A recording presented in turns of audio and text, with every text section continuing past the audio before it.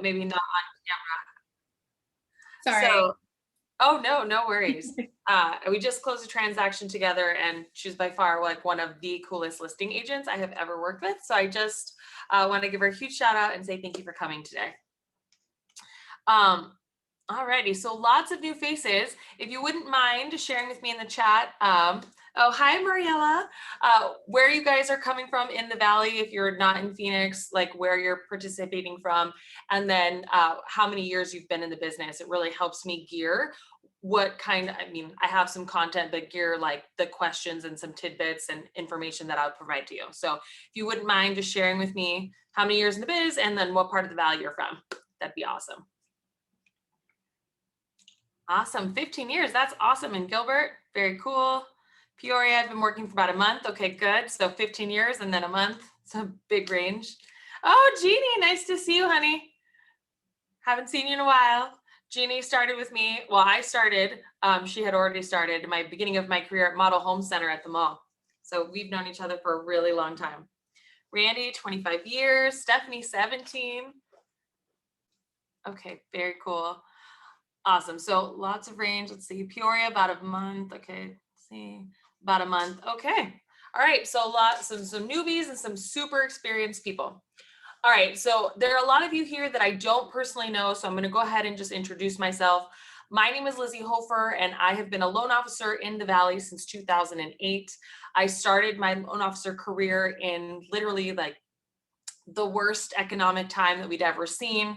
And I started it with building my database with Brian Buffini and like working the Model Home Center at the mall to just meet new people to add to my database. I became a top producer within the first 3 years of my career. It wasn't like overnight. It definitely took me some time. And then as the course of my career has developed, I've learned better strategies and systems for how to scale and leverage and how to not be like just, you know, have those months where you have a ton of commission and then fall next to having no commission the next month, right? Because we all know as salespeople, we go, go, go, watch our clients all the way to the end, and then look back and are like, oh my God, I have nothing to do this month. So the systems that I teach you today are going to help you be more consistent, okay, and help you scale and leverage, and then hopefully be able to figure out what things you need to delegate, right? So part of growth is delegation, it's growing a team. And so all of those are really important factors in terms of like growing and succeeding. All right, so I'm gonna share my screen with you guys. And this is like one of my favorite exercises for right now in the year. Typically, I'd probably start this at the end of June, but we're in July and the year's not over yet. And the reason that I do this is because a lot of times we set goals, but we don't have metrics that we're paying attention to on a daily basis, on a weekly basis, that will make sure that we hit our goals. And there's fundamental times of the year when we can really do pivots or we can do changes in our business to help us achieve them, right? I don't think that any of us should have goals and be okay that we got close. I think that there's no purpose in that, right? We should have goals that we hit or targets that we hit, and we should be working towards that all the time. So this activity is called a keep, start, stop. And essentially what it is, it's like reviewing all of your prospecting activities, all of the administrative activities you're doing, all the marketing activities, and figuring out what's working for you. Okay, how can we improve upon what's working for you? And then what things just had minimal results, and so what are we dumping? Okay, so in order to add more, you have to stop something. And sometimes it's really difficult to stop something because in our minds we feel like maybe we didn't give it as much energy as we should have, or we didn't, give it as much money, or it's working for other people. But I promise you, if you leverage your strengths, you guys will have tremendous success. So just so you guys know, as a top producer with minimal systems, I did about 238 deals a year, which is a lot. Okay. Once I developed systems for tracking metrics and scaling, my business went from 238 to 412 units, then to 529 units, 634 units. I did 800 and something units that year, and then 989, and then 1,300 last year. So like it scales up quite quickly, and you can count on the growth. All right, so let's jump into this. I'm gonna share my screen. And guys, the booklet, the PDF booklet is in the chat. So go ahead and download that so you guys can look at it. I can also email these to you after the class, and then any questions that you have or any additional material, I will email to you guys. Okay. All right. So first things first, when you guys are trying to figure out what's working for you, is you actually have to take measurements of your business. Like, where are you guys right now? So, you know, when you go to the doctor's office, they weigh you, they take blood samples. This is like that, but except for your business. And so key components to a healthy business are the number of people that you know and like that refer you business. So that's your database. Okay. The number of people that actually that help you grow your business with referrals or business contacts. Those are your referral partners. Okay. Units that you've closed, total sales volume, average sales price, your average commission, total gross commission, because you need to figure out like what your gross commission is before expenses and taxes, administrative expenses, operating expenses, marketing expenses, and net commission, right? So what do you take home at the end of the day? Okay, ways to improve without having to do any work really is just honing in on your expenses. So this is one way to make more money that most people don't think of. People think of prospecting and closing more deals, but the quickest way to put more money in your pocket is to actually control your expenditures. Okay, so this is part of having a healthy business. So once you guys have been able to tackle how many, what the business looks like today, I want you guys to figure out what your lead sources look like. So every single business, and for those of you who've only been in the business for a month, I need you to write this down. You're going to have 3 pillars of business that send you referrals. One of them is going to be the predominant source of business. Now, at the very beginning, right, it might be difficult for you to be able to figure out which one it is, but at least after a year, especially after 2 years, there's going to be a front runner, right, that makes up more than like 50 to 60% of all of your closings. That's your primary source of business. Your secondary source of business is going to be obviously the second source, right? Somewhere between like, I would say 20 to 30% of your closed business. And then you're going to have what's called supplemental business. So random business that just falls on your lap. Okay. So a lot of times what I see with real estate agents is that they'll have 70% of their closings came from their database. Then they'll have like, 20% that came from internet leads, and then they'll have some random sign call. Okay, so the random sign call, we're not going to really put a lot of focus and energy on because it's a random sign call, right? But maybe we're going to figure out ways to cultivate more leads, better scripting, better software, better follow-up systems, and then we're going to figure out ways to grow the database even larger, right? So that would be what that looks like. Okay, so based on these two, right, you have to figure out how many closings you need for the year, right? Is how many closings you need per week, right? How many contracts for closings. Now, one thing you guys have to realize is that you do not close 100% of all of the deals that you put under contract or the deals that you list. Okay, so there is a fallout percentage. If you do not know what your fallout percentage is, it's super important because you won't be able to nail down how many contracts you actually need. And then you need to look at the number of leads you have to the number of closings you have and figure out what your actual conversion ratio is so that you can figure out the number of leads, the number of contracts, and the number of closings you need per week to stay on track. So for my team's goals are to close 1,300 loans. So I'm not trying to close any more business, but I don't want to go downwards, right? I know that my team has to bring in 30 contracts a week. We have to have 100 leads and we have to pre-approve 45 clients a week, right? Like that's just how it has to be, especially it used to be we had to pre-approve 30 clients, but because the sales cycle in Phoenix has gotten so much longer with how aggressive things have been in the market, it's hard for buyers. We've adapted and adjusted those metrics to that. So sales cycle, fallout rate, and conversion rate, right? All of those things down, super important, right? If you're going to grow and scale your business. All right. So are there any questions actually about what I just went over before I just hop into the next thing? Can you see any questions in the chat? Okay, cool. All right. So once you've figured out like where the primary source of business is, I need you to figure out, is the primary source of business for closings the same as the primary source for leads? So one of the things that really got me hung up is that I used to generate a ton of leads for my secondary source of closings. and it cost me a lot more money and it took up a ton of time and it wasn't my primary source of closings. And so once I realized that I was imbalanced in that area, I actually right-sized that amount, guys, and that no longer became a secondary source of business for me. I actually pivoted that altogether. But you have to realize that if you're getting a ton of leads and you aren't converting, there is a time cost to that.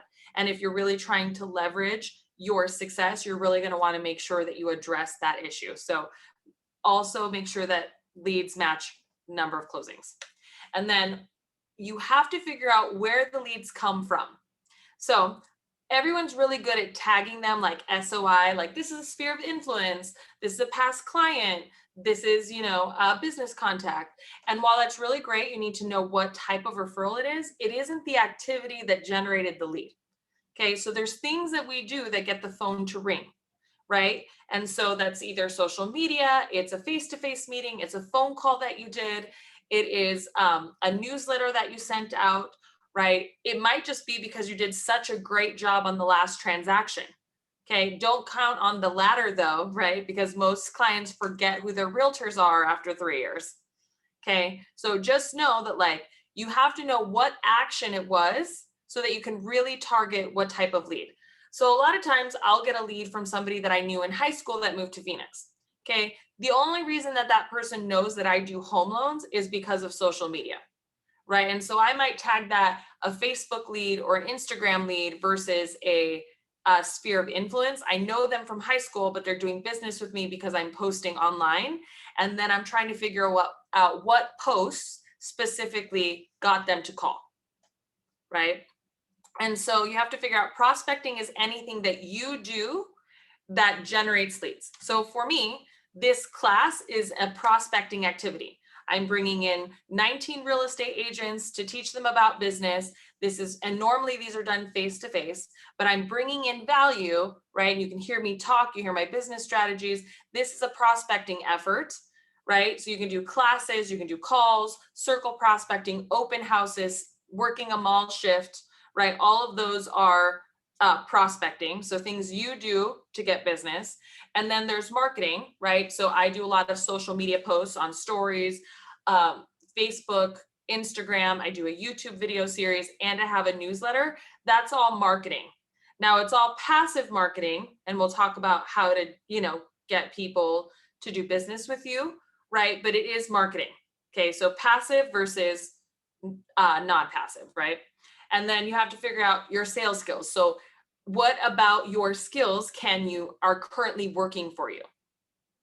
Okay, so I know that the core training for me is very essential. They're doing the greatness tracker, listening to the sales calls, super huge. For some agents, that might be Tom Ferry, it might be Brian Buffini, right? Core has a really good realtor program, but you need to figure out what sales strategies and skills are currently working for you to be able to close more deals. Okay. Now, once you have all of this data, you have to look at it and say, okay, what do I need to focus on right now? It might be conversion. Okay. It might be adding more people to the database, and it might be adding marketing to your business, right? Like there's going to be a very obvious hole in your business once you fill out this sheet. Okay. And that's what I want you to write here, your business focus. Okay. Any questions until, so we can move on to the next page? Are we good? Can I get thumbs ups from your videos? Yeah, we're good. Okay, awesome. Thanks, guys. Okay, so again, these are just review questions. Again, what activities generated the most leads? Is this the same as last year? So one thing that I tend to notice is that people will be like, I'm having my best year ever. I've closed more deals, or I've made more money, and they've received less leads, or they've just upped their commissions. And so while I'm happy that you're having your best income year ever, your business is not actually having the best year ever. Okay. Or you've lost a referral source, you just have to pay attention to last year's business and then what's happening this year. Again, what supplemental sources of business could these be potential items in the future? Like if you know that every time you do an open house, you close a deal, maybe open houses become part of your schedule. Okay. Again, same as last year. And then I want you guys to figure out with marketing, right? Again, are you generating any leads with marketing? Okay. If you aren't and you're spending money on it, you need to stop. Okay. Now, I generally say that I can tell results within 90 days. So you can't quit too soon, right? But within 90 days, you should be able to calculate how many leads you generated. If you've generated leads but no closings, no worries, right? In our market right now, it's 6 months sales cycle from start to finish. And an internet lead, guys, can take up to a year and a half. The idea is you want to figure out how many warm bodies are talking to you, are able to be pre-qualified. And then if you're not closing, we got to analyze some skills before we dump marketing. Okay. But marketing expenses that you just pay for, that you are not capturing, you have to stop. All right. Now, this is my favorite little activity, and this is going to be super fun if you guys do this, but there's all areas in which we believe that we are like the expert in, and that people, if they come to us, they're going to get this zone of genius, right? So where do you provide the most value? You guys need to know this, right? Where do you provide the most value? It's typically in the things that you're the most passionate on, right? And if you can't figure out in real estate what that looks like for you, we got to get real estate-esque things, right? So maybe you're the best interior designer, right? Or maybe you're the best rehabber or the best investor, right? These are things that you have to figure out where your zone of genius comes from. I am a nerd, right? So I'm a nerd. I love data. I love systems. I love processes. You know, for me, I love frameworks. So I've taken my love for data, strategy, and frameworks, and I've used it to teach other people how to use it to grow their business. Does that make sense? Okay. If you are somebody who loves decor, right, could you be teaching people what home upgrades add the most value to the property, or what home decor items, or what way that you stage your furniture makes your life easier, or feng shui? Like, these are ways that you can add value to people, right, without it having to be like, I love homes in Gilbert. Okay. So you need to figure out where you're the most passionate about. And if you think of passions, right, and you think of marketing, and you think of conversations in general, the best ones you have are the ones that are from your zone of genius. Now think of it as like a bullseye, and I want you guys to write this down. So it's going to be, we're going to do a little imagination experiment because I don't have a chalkboard. But your zone of genius is the center of the bullseye. Okay, so draw one little circle, say, and write Zog. Okay, once you've done that, the next outer circle is going to be things that you know well. Okay, now things that I know well is mortgages. It should be real estate, market area, stats, types of properties, right? So things you know well. Okay, then the next outer circle, guys, should be things that you are very competent in, right? Like,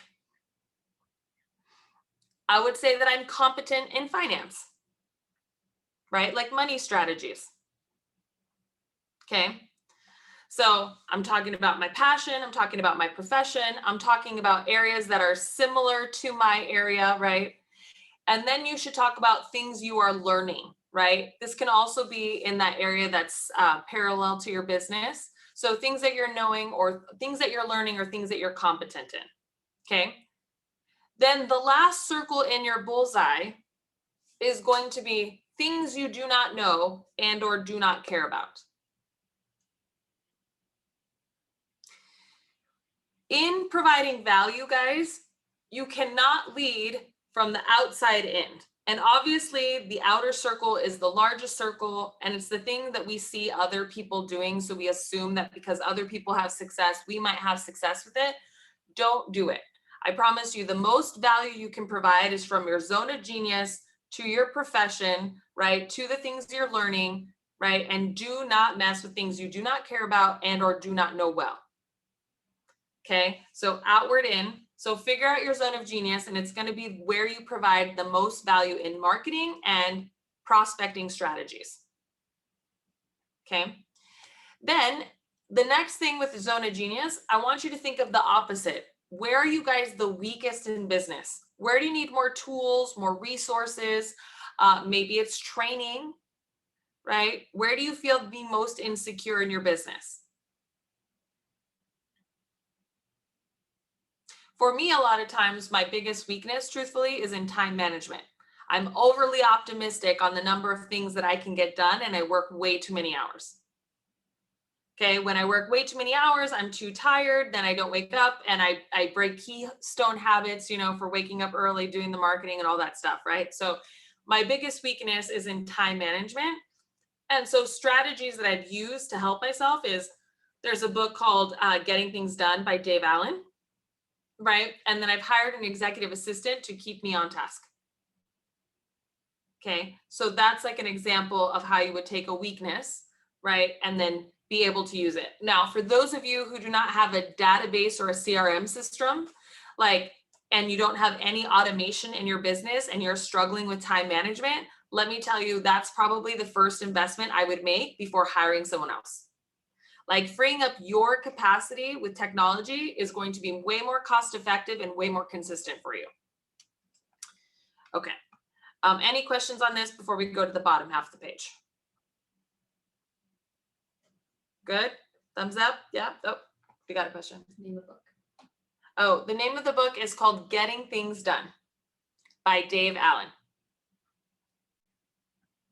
There's also another really great book, guys, called Traction by Gina Wickman.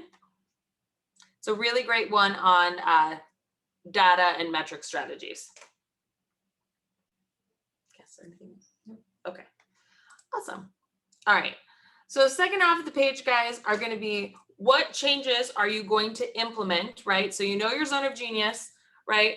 And you know your weaknesses. Are you going to make a change that either supports your zone of genius, or are you going to make a change that helps you overcome your weakness, right? So there has to be an important change, right? This is part of that, you know, this quarterly focus, right, that you guys are going to have to improve your business. Okay. So for instance, I want to add a lot more database strategies. That's actually what I'm focusing on in the latter half of the year.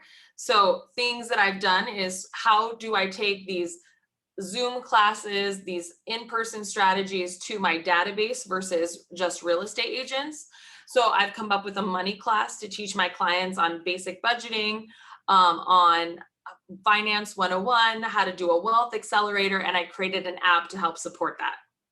Okay, so that's how I'm doing it. So I looked at it, I'm like, okay, I'm getting a lot of leads in this area, I'm not getting enough leads from my database. How do I love and support them better?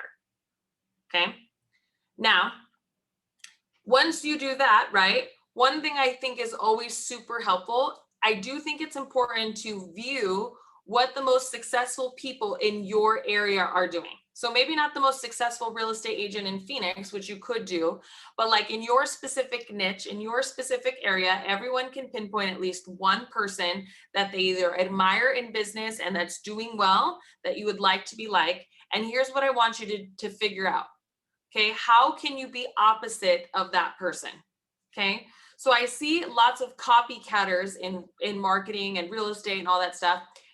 Here's one thing I will tell you. If you do not have your original voice, if you aren't providing value in a different way, you actually reinforce your competition. Okay, so I can tell you, I did an interview with Russell Shaw. He's probably, at least in my humble opinion, one of the best real estate marketers I've ever met in my life. Like, he's really funny. And I interviewed him and I was naming off all of these slogans that supposedly he said. And he's like, I've never said any of those things. But because I market in such a way, and because people are taking the idea behind what he's saying and trying to rephrase it, people have now attached his name and his brand to those slogans, those marketing pieces. And I thought, that's so interesting. So there is this book called The 22 Immutable Laws of Marketing. Okay, it's only 100 pages. It's such an easy read, you guys. It's so good. But it will teach you about the fundamentals of figuring out, one, can you be number one in a category? Okay, so for a long time, I was the number one female loan officer in Phoenix, or, well, I am that, but I mean in the nation. I will be that again this year. but it is something that like I used to market. I'm like, hey, I'm America's #1 female loan officer. I've marketed it for such a long time that when I switched my marketing to America's favorite female loan officer, no one noticed. Okay, so you got where you can be #1. Then if you take your competition, how can you be opposite? So I run a large team. Okay, we close a big business. If you were a loan officer wanting to compete with me, you would say, hey, that's a big team. You have to work with multiple people. I'm one person that you can get a hold of, and I'll be your personal point of contact. You'll get personalized service. Okay, that's what you would say. That's how you compete against the opposite. Now, I would say, hey, that person is one person and it's a 24/7 business. And if you need them at 7 o'clock on a Sunday night, are they going to be available? Right? Or like when their phone is ringing, are they going to be able to handle it? You know, if they get too busy, right? So that's how you handle it, but you can't be the same. Okay. So you have to figure out where your competition is winning, right? And where you can win also. The reason that this also works, guys, is some of my best accounts. Like I met with a financial planner whose brother was a loan officer. Okay. And I knew that he dealt with my divorce attorney. And so I knew that he had to be in my circle of trust. Otherwise, I wasn't going to capture all of her referrals. So I met with him and he was telling me about his brother's business. And the first thing I said is, hey, does he work with a lot of veterans? Because I know that, you know, Melanie works with a lot of veterans. Does he work with a lot of veterans? I do a ton of VA loans. And so maybe like, you know, if you get a veteran, right, maybe that would be a good referral for my team, right? And here's why. Okay, so and he's like, you know what, I don't know if he does any VA loans. Okay, and so I'm trying to figure out a way where I can be one and I get a crack in the business. So maybe I don't get 100%, but how am I getting in there? Okay, and then all of a sudden now he's recommending both of us, right? And that's how you get in with referral partners. You got to understand what your competition does well. Where can you also win with those people, and how can you be different? Okay, so you got to figure out what your competition is doing in business in a healthy way. Okay, all right. So if you look at the boxes, right, it's internal. What are you doing, focusing, and then on the outward is external, right? Things that can be happen outwardly for your business. Okay, all right, cool. Any questions about that page before we move on? Yep, we're good. Okay, I love the keep it giving me the thumbs up, guys. It's weird when you're not in person. I'm just like, you know, it feels like I'm talking to space. Oh, did we got a comment? It looked like. Name a book, please. Which book specifically? I named a bunch. So 22 Immutable Laws of Marketing, Traction, and then Getting Things Done. We put them all in there. Perfect. Okay, awesome. All right. So then once you've got it, right, so we've done a lot of analyzation, we've gathered all the data for leads, for closings. We're going to now look at and figure out what prospecting activities yielded the most leads and the most closings. Okay. Once you've done that, I want you to figure out how you can improve that strategy by 30%. Okay. It's so important that you figure out how to improve your skills or the process. So that way you stay current with the times and you're staying current with the climate of client needs. Okay. So like technology has advanced a lot, right? Everyone's talking about video, right? But they've been talking about video for 10 years. Now technology is just saying it's video time. Okay. So like, it's super important that you understand, like, does your prospecting, does your messaging, does everything, does it relate in video? Like this would be a strategy that you would put in. So like in prospecting, right? One of the things is like, you know, I do a lot of phone calling, right? Phone calling and face-to-face meetings are my #1 and #2 prospecting activities. And I used to leave a voicemail, I used to shoot a text. Now I'm sending a video message in part of that. Okay. So like my prospecting strategies look like double dial, right, on the first time. If I don't get them, I used to send a text. Now I'm sending a video message with instructions. Does that make sense? That's how you improve a process 30%, right? I know video is the thing that's working. How can I incorporate that into my prospecting? Okay, so that's the new change and adjustment I'm making to my business. Okay. Now, interestingly enough, with COVID, it's been really, really difficult to figure out lowest hanging fruit. Okay, so I know that once the world reopens, I'm probably not going to continue to do all of my classes in Zoom format. Okay, I don't think it captures the leads. I don't think the energy is quite there. And so I'm probably not going to continue to do Zooms for my real estate classes. Now, conversely, I am going to continue to do Zoom classes for recruiting and for clients because those are really well attended.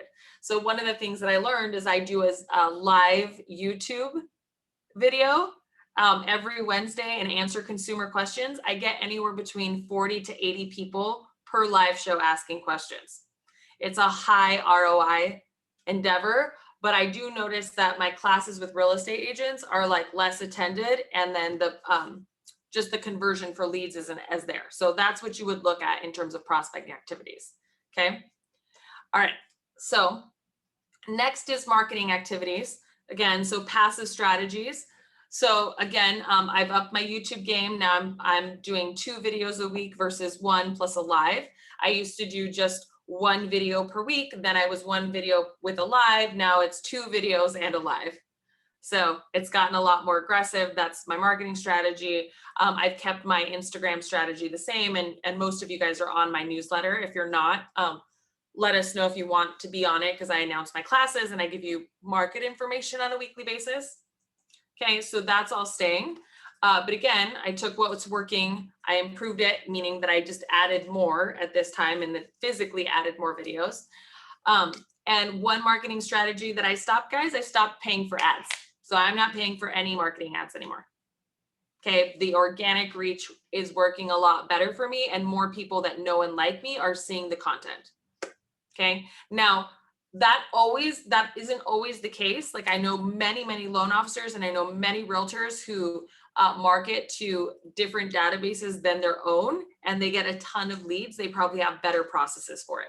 So I just want you guys to know, like, I'm not saying that buying ads is a bad idea. I'm saying that's what I'm stopping this end half of the year. Okay. Now, my personal belief is that interest rates are going up. Okay. And it is the belief of many economists. And there are some people that are saying that real estate market might be tough at the beginning of next year. So for me, because I've heard this, my number one thing in skills is to now train on scripts. So closing skills, on improving my tactics, what technology. So just so you guys know, and this is something you guys, I think, should also be training on, is figuring out where you can do script practice, how you can work on your closings, how you can work on developing those strategies. Okay, so I know that assumption close works really well for us. And I know we got to get better with takeaway and options. So one piece of technology that we have invested in is a software called Mortgage Coach that allows people to do multiple variations of their scenario. Is there a technology or a presentation or a tool that you guys can use to help with your prospecting skills? Okay. We have one question. How do you do a video message? I actually, guys, am pretty basic with all of my videos. They're just done on my iPhone. So you just do a selfie video, you record a message, and you send it like a text.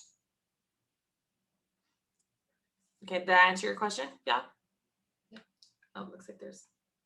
You're good. Okay, cool. Okay, all right. So, okay, so is there a training that you guys can go to? So one of the trainings that I used to do when I was at the beginning of my career at Model Home Centers, I used to listen to Grant Cardone cassettes and tapes, and there was all kinds, like, you guys can do them on YouTube. There's so many good scripting calls on YouTube.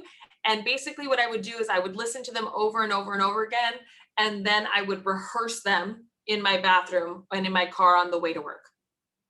So, I mean, it's pretty basic. There's one called The Challenger Sale. There's a book called The Challenger Sale. We write that in there. that I think is like one of the best sales books that you guys can get. The Psychology of Sales is another good one to get. But I do think that we're honing in on your skills and constantly refining them. Now, newer agents, this might actually mean that you're going to mentor under other agents, maybe to learn how to show a property, maybe to learn how to do an open house. If you want to get into luxury, maybe it's going to go on and to see a bunch of Valley tours, right, of different luxury properties. Wherever you feel that you need to add more value and your skills aren't there, this is that area. Okay. But no matter what in business, if you're looking to scale and grow, you got to focus on prospecting. Number one, that's where the number one area, if you took nothing else from this class, the number one thing you got to work on is do more prospecting. Number one, you need to have passive strategies to let people know where you're adding value, right? And value, guys, is not like I'm a realtor, I'm having an open house, right? Value is like talking about the home buying process, talking about the inspection process, talking about the economy, the market, real estate appreciation. It's interpreting the Cromford report. Clients cannot understand the Cromford report. When you guys say things like, oh, there's only 10,000 listings available on the market, they think I'm one person to 10,000 homes. Okay, we know that a balanced market is somewhere like 24,000, but they have no idea. So you have to interpret the data for clients. That's how you provide value.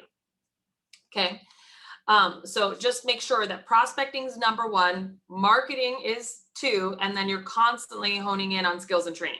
I do skill practice, guys, at least 2 hours a week, at least 2 hours a week.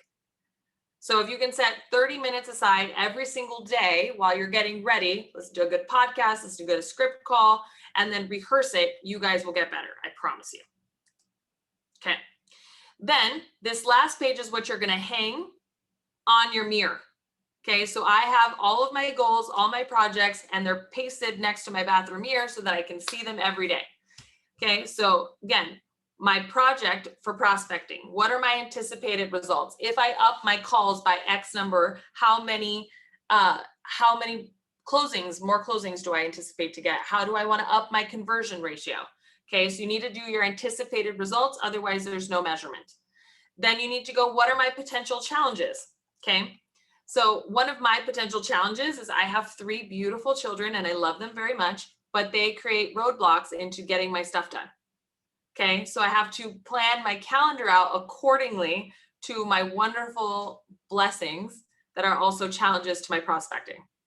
Okay, so just be aware of that. What are my plans to overcome? Okay, well, my plans to overcome are I leave the office at Friday at 3, right? I'm up 2 days a week where I'm up before them. Okay, and I have 1 late night a week, but Fridays are for them. Saturdays are for them, So I've created different ways where I can time block where I need to be in the office early so I can get home early, or I'm staying late and I'm getting to the office later so I can have breakfast with them, right? So those are some challenges that I have as a mom, right? But again, you have to think about all of those things. And then you also have to think of the cost. And something might not have a monetary cost to it, but it absolutely has a time cost. Absolutely has a time cost. Okay. So I know that social media a week takes me about 2 hours. My training a week takes me about 2 hours, right? That's 4 hours out of a 40-hour work week that are dedicated to those things. Prospecting, guys, is 2 to 4 hours a day. Okay. So you have a lot of business time, right? You have to dedicate to your business if you want big results. Okay. So I have 1 for prospecting, 1 for marketing, 1 for skills. Okay, you should have a due date and you should either have someone you're delegating some of these projects to, or you should have an accountability partner for each of these items that you share this page with. Okay, for me, it's easy. I have people that hold me accountable, that I hold accountable. Like my team can't be successful if I'm not on pace. They hold me accountable to giving them the tools and resources to fulfill the projects. Okay. So for you, if you're solo, right, who would be a good accountability partner? I will tell you that it's rarely your peers. It's rarely your peers. So it has to be somebody that you care to let down. Okay. If you don't care to let them down, it will not work. and that you talk to frequently. So this is going to sound funny, but my children are oftentimes my accountability partners. Okay, because they're little and they ask questions all the time. So like one year I like really wanted to hit a good income goal, and I promised them that we would take the whole family to Disneyland. Do you think that my kids didn't ask me about going to Disneyland at least once or twice a day? And then there was no way in hell I was going to not take them to Disneyland. Like I couldn't be like, sorry, mommy didn't do her job. We can't go, right? That would be too heartbreaking for me to do. Okay, so I really cared. I wasn't going to let them down, and they asked me about it all the time. Okay, that's a good accountability partner. Okay, now accountability should not bring up shame or guilt, otherwise you won't do it either. Okay, so it has to be in a positive way, right? Somebody who really cares about you, who's going to ask, that you have a reverent fear for, right? So you do not want to let them down, but they're not going to make you feel like crap, right? If you don't hit it, right? There's no use for shame and guilt in this business. There's already too much drama. Okay, cool. So this is how you do keep, start, stop. Okay, I do this activity, guys, literally once a quarter. Okay, and then I do a deep dive on this in October, right, for my business. So I follow a fiscal year when it comes to business planning, guys. So I'm at the tail end of my year. Okay, it's important you start thinking about it like that, because if I get a head start on all my marketing and all my next year's projections and stuff, do you think I have the leg up on the people who start in January? Absolutely. Like hands down, absolutely. But there's no negative, right? It's just that I've shifted when I think my beginning of the year is. Okay. All right. So I do want to open this up to questions, right, that you guys might have. You guys obviously came to this class for a reason. Did I answer what you came for? And if I didn't, ask me the questions now, because I'd love to be able to help you guys get there.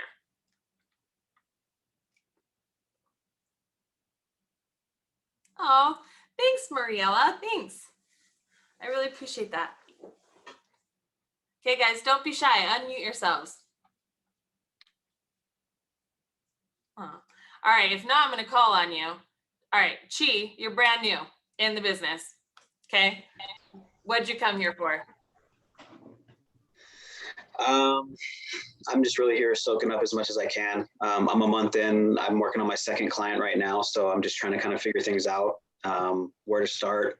I think my circle of influences is probably my best bet to work with initially, but I really want to start branching out and marketing to people I don't really know. So I think that's probably where I'd like to get in the near future. Cool. So one thing I will tell you that most new agents do is they are too insecure about their skill set in real estate at the beginning to target friends and family, right? And so they want to go after people they've never met before. I would say really double down on your skills and then go after your database first really hard. Get 300 people that know and like you, rank them on their influence and, you know, their position, right? The more people that have influence, so like people who can actually refer you business, like a divorce attorney or an accountant, people that are just well connected within their social network, right? If you focused on that 100% your first year in business, you will do so well, right? I think that's your baseline. Okay, so I think, thank you for that. I know it's like sounds attractive, you know, to do the marketing strategies and all that stuff, but database first, okay? All right, got it. Cool. All right, Justin. Totally new, and I'm like Chi, just soaking everything up. I, on the other hand, I don't want to go for my sphere of influence until I have a skill set. So I'm kind of a little different, but I'll get there. I'm just trying to get there faster than normal. Okay, so what's your strategy right now for improving your skill set? My strategy for improving is going into these webinars, going into the seminars, just trying to get as much information and influence as I can in the market. Just trying to gain my knowledge. I come out of the RV industry, and we go into the RV industry, I'm an expert, but I'm not here. So I'm trying to get to that level faster than normal. Okay, so I think that's all really great. One of the fastest ways to hone in your skills, truthfully, is to work for free.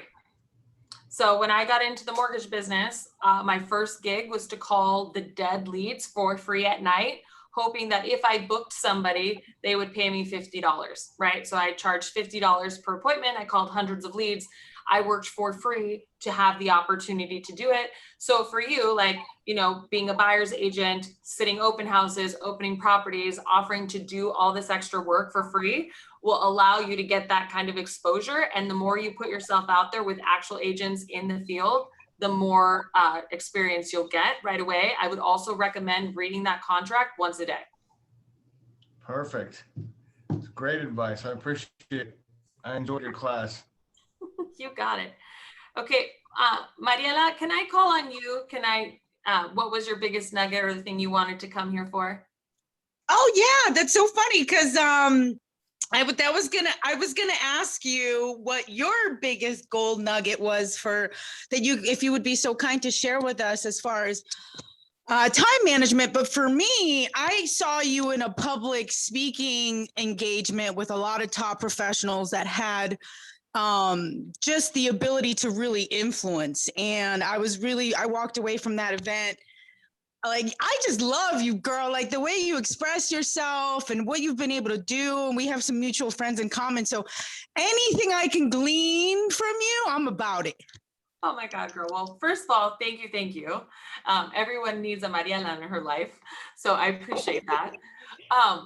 So, I mean, the biggest takeaways right now for me, guys, is that one, I think the economy is shifting, truthfully. Okay. And when the economy shifts, we have to be really adaptable and we have to be more aggressive than normal. And so, like, I always try to make sure that every strategy I have is kind of economy proof, like there isn't going to be a consequence to it. So if I'm way better at marketing, if I'm more sharp on prospecting, the only consequence is I just close more deals, right? If the economy does shift, if the housing market does make a shift, and I'm not saying catastrophe, I'm saying shift, then all it did is keep my business stable, right? So that's the biggest takeaway I've had. A lot of my coaching programs are talking about this. I read a lot of the economic reports. I try to stay on top of it. Again, like I said, I lean into my nerdness, you know what I mean? So those are my big takeaways. And I hope that helps you guys, because I really want you guys to take that same information too. So yes. Okay, did that answer your question, girl? Well, for me, time management has always been a struggle in this industry, but no. I mean, everything you share is always really good. It was hard for me to answer your question as far as like my one thing that I took away, just because there was so much to glean from. And then of course, I'm going to be dipping into some of these audiobooks, but that whole circle about really find out what you're good at. So I'm a TC for a very successful real estate agent who's got about 15 agents.